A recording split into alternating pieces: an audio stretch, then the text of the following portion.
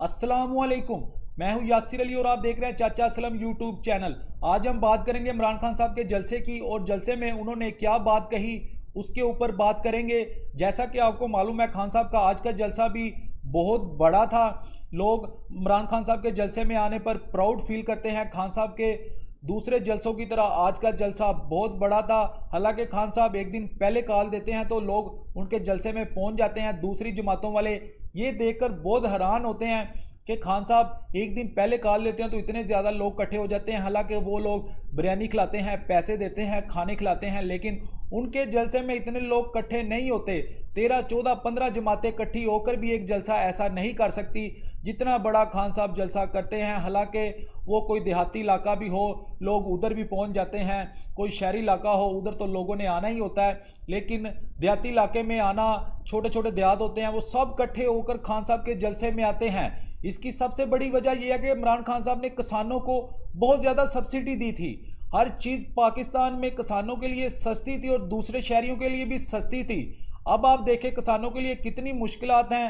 ایک کسان اب گھر نہیں چلا سکتا کیونکہ وہ جو فصل لگاتا ہے اس میں سے بھی اس کو نقصان ہوتا ہے، کیونکہ باقی چیزیں بہت زیادہ مہنگی ہو گئی ہیں۔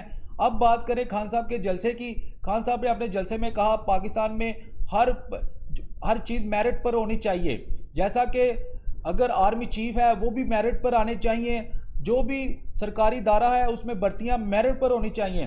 یہ انہوں نے اسی لیے بات کی کیونکہ 2-3 دن پہلے بلاول بھٹو نے، جو کہ پاکستان کے وزیر خارجہ ہیں، اس وقت پاکستان کی شان ہے، لیکن پاکستان کی شان کو انہوں نے مٹی میں ملا دیا جب امریکہ میں بیٹھ کر یہ بات انہوں نے کہی کہ پاکستان تحریک انصاف کے جو چیئرمین ہیں عمران خان صاحب، وہ اپنی مرضی کا آرمی چیف لانا چاہتے ہیں۔ حالانکہ یہ بات ان کو نہیں کرنی چاہیے تھی کیونکہ وہ آفیشل نوٹ ہوتی ہے، وہ اس وقت پاکستان کے وزیر خارجہ ہیں، لیکن جب یہ لوگ پاکستان میں ہوتے ہیں کچھ اور ہوتے ہیں، جب یہ باہر کے ملک جاتے ہیں تو پاکستان کے خلاف باتیں کرتے ہیں۔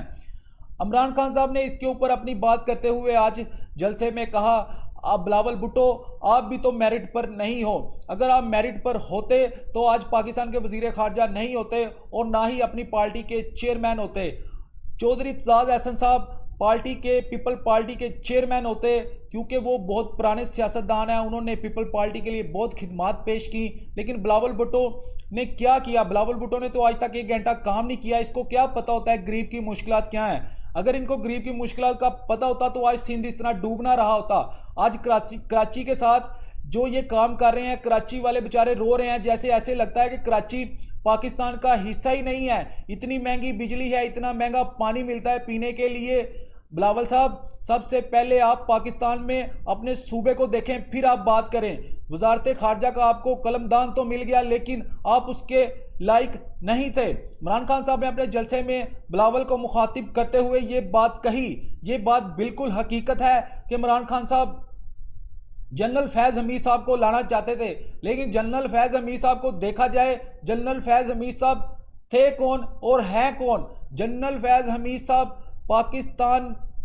پاکستان کے محب وطن جنرل ہیں، جیسا کہ سب پاکستان میں جو جنرل ہوتے ہیں سب محب وطن ہیں، لیکن انہوں نے انڈیا کا جو انڈیپینڈنٹ ڈے تھا 15 اگست پچھلے سال کا، وہ برباد کر کے رکھ دیا تھا جب انہوں نے کابل کے اوپر حملہ کیا طالبانوں نے اور کابل کو فتح کر لیا 15 اگست والے دن، اور انہوں نے امریکہ کو ایسی شکست دی افغانستان میں کہ امریکہ سوچ بھی نہیں سکتا تھا۔ یہ تھے جنرل فیض حمید۔ اسی لیے عمران خان صاحب چاہتے ہیں کہ جنرل فیض حمید صاحب پاکستان کے آرمی چیف بنے۔ ان لوگوں کو بہت زیادہ اس سے تکلیف ہے کیونکہ جنرل فیض حمید صاحب ایک پاکستان کے محب وطن آرمی چیف ہیں۔ سب آرمی چیف جتنے بھی ہوتے ہیں محب وطن ہوتے ہیں، لیکن عمران خان صاحب ان کو لے کر آنا چاہتے ہیں۔ ان لوگوں کو اس لیے پریشانی ہے کہ کہیں ہمارے کرپشن کے کیسز نہ پکڑ لے۔ انہوں نے کرپشن تھوڑی تو نہیں نہ کی پاکستان میں۔ اسی لیے خان صاحب نے بلاول کو مخاطب کرتے ہوئے کہا کہ پہلے آپ خود میرٹ پر آ جائیں، پھر آپ سوچیں کہ میرٹ کے اوپر کون ہونا چاہیے یا نہ ہونا چاہیے۔ اسی لیے آج کا ولاگ ختم کرتے ہیں، نیکسٹ ولاگ میں انتظار کیجیے گا۔ اللہ حافظ۔